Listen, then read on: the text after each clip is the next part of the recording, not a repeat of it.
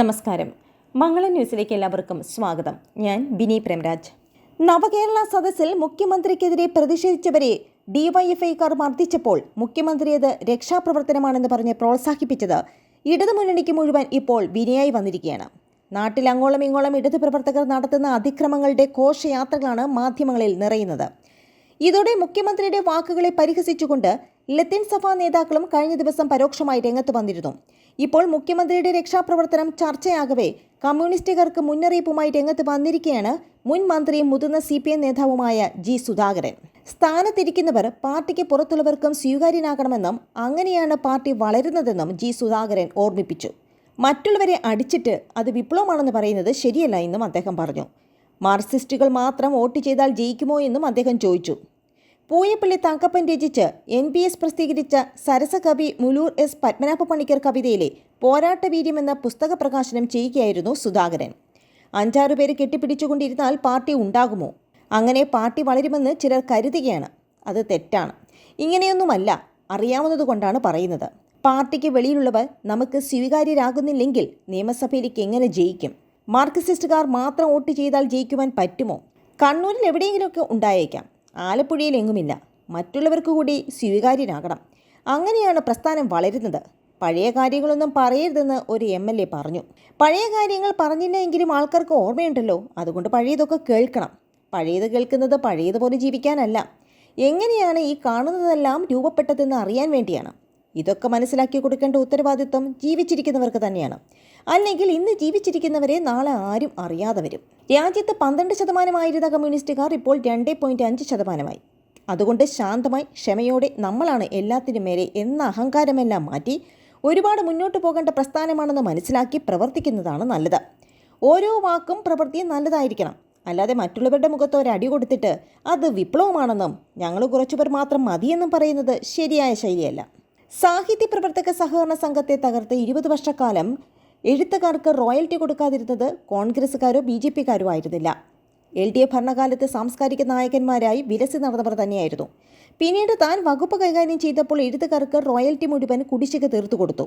കെട്ടിക്കിട്ടുന്ന പുസ്തകങ്ങൾ 50% വില കുറച്ച് വിറ്റു. എഴുത്തുകാർക്ക് റോയൽറ്റി നൽകാൻ പ്രത്യേക അക്കൗണ്ടും തുറന്നു. അതിനെയും ചിലർ വിമർശിച്ചു. കർഷക തൊഴിലാളികൾക്ക് പെൻഷൻ വാങ്ങാൻ വരാം, എഴുത്തുകാർക്ക് റോയൽറ്റി വാങ്ങാൻ വരാൻ പാടില്ലെന്നാണ് പറയുന്നത്. ഇതൊക്കെയാണ് നമ്മുടെ നാട്ടിലെ സാംസ്കാരിക ബുദ്ധിജീവികളുടെ കാഴ്ചപ്പാട്. സംഘത്തിന്റെ പ്രതിസന്ധി ഘട്ടത്തിൽ നിയമസഭയിൽ ഏറ്റവും പിന്തുണ നൽകി പ്രസംഗിച്ച ആളാണ് മന്ത്രി VN വാസവൻ. വാസവൻ പുസ്തകം വായിക്കുന്ന ആളാണ്. മന്ത്രി പദവി പ്രയോജനപ്പെടുത്തിയ അദ്ദേഹം സംഘത്തിന്റെ പോരായ്മകൾ പരിഹരിക്കാൻ ബഡ്ജറ്റിൽ പണം ഉൾപ്പെടുത്തണം. സരസകവി എന്ന് പറയുന്നെങ്കിലും മുലൂർ S പത്മനാഭ പണിക്കർ എഴുതിയതും പറഞ്ഞതുമെല്ലാം സരസമായിരുന്നില്ല. ജാതിപ്പിശാചിന്റെ ആക്രമണത്തിൽ സാഹിത്യരംഗത്ത് ഏറ്റവും കൂടുതൽ മുറിവേറ്റ ആളാണ് പത്മനാഭ പണിക്കർ. അദ്ദേഹം തൻ്റെ രചനയിലൂടെ തിരിച്ചു മുറിവേൽപ്പിച്ചു. ജാതി ഇപ്പോഴും പൊതുസമൂഹത്തിൽ ചുരുട്ടുകൂടി കിടക്കുകയാണെന്നും സുധാകരൻ പറഞ്ഞു. സംഘം പ്രസിഡന്റ് PK ഹരികുമാർ അധ്യക്ഷത വഹിച്ചു. ബിച്ചു X മലയിൽ പുസ്തകം സ്വീകരിച്ചു. Secretary Santhosh Kumar, Pooyappally Thankappan, Alappuzha manager Naveen B Thoppil, marketing manager G Vipin എന്നിവർ പ്രസംഗിച്ചു.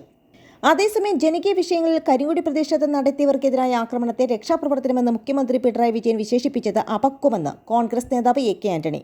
ജീവൻ രക്ഷാപ്രവർത്തനത്തിന്റെ പ്രത്യാഘാതമാണ് കേരളത്തിലെ തെരുവുകളിൽ കണ്ടത്. പോലീസ് വകുപ്പ് കൈകാര്യം ചെയ്ത മന്ത്രിമാർക്ക് നല്ല ബുദ്ധി ഉണ്ടാകട്ടെ എന്നും അദ്ദേഹം പറഞ്ഞു.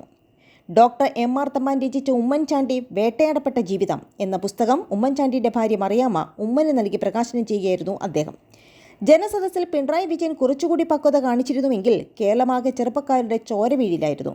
അവിടെയാണ് ഉമ്മൻചാണ്ടി മറ്റുള്ളവരും തമ്മിലുള്ള വ്യത്യാസം. രക്തം ചീന്തുന്നത് ഉമ്മൻചാണ്ടി ഒരിക്കലും ആഗ്രഹിച്ചിരുന്നില്ല. തന്നെ കല്ലെറിഞ്ഞ് പരിക്കേൽപ്പിച്ചവരോടുകൂടി പോലും അദ്ദേഹം ക്ഷമിച്ചു. അവിടെയാണ് ഉമ്മൻചാണ്ടിയുടെ മഹത്വം. അത് എല്ലാവരും കണ്ടുപഠിക്കണമെന്നും ആന്റണി പറഞ്ഞു. അതേസമയം രക്ഷാപ്രവർത്തനം ആക്രമണത്തിന്റെ കോഡായി കാണേണ്ടതില്ല എന്ന് റവന്യൂ മന്ത്രി K രാജൻ.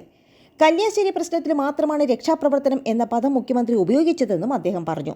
നവകേരള സദസ്സ് ലോകത്തിന് മുന്നിൽ കേരളം വെച്ച പുതിയ മോഡലാണെന്നും K രാജൻ പറഞ്ഞു. നവകേരള സദസ്സിലെ പരാതികൾ VVIP പരിഗണനയിലാണ് പരിഹരിക്കുന്നത്. സർക്കാരിന് കിട്ടുന്ന എല്ലാ പരാതികളും മറുപടി ഉണ്ടാകും. 17-ാം തീയതി മുതൽ തുടങ്ങിയ ആരോപണങ്ങളിൽ ഇപ്പോൾ എത്ര ബാക്കിയെന്ന് പരിശോധിക്കുന്നുവെന്നും അദ്ദേഹം ആവശ്യപ്പെട്ടു. നവകേരള സദസ്സിനിടെ ഗവർണറുടെ ചില ക്രാഷ് ലാൻഡിംഗ് ഉണ്ടായി. പ്രതിപക്ഷം വെറുതെ ആരോപണം ഉന്നയിക്കുന്നു. ബില്ലുകൾ ഗവർണർ കോൾഡ് സ്റ്റോറേജിൽ വെക്കുന്നു. ഇതിനോട് പ്രതിപക്ഷം എന്തു പറയുന്നു? 2018 മുതൽ പ്രതിപക്ഷം സർക്കാരുമായി സഹകരിക്കുന്നില്ല. പ്രതിപക്ഷം ബഹിഷ്കരണപക്ഷമായെന്ന് K രാജൻ കുറ്റപ്പെടുത്തി. നന്ദി, നമസ്കാരം.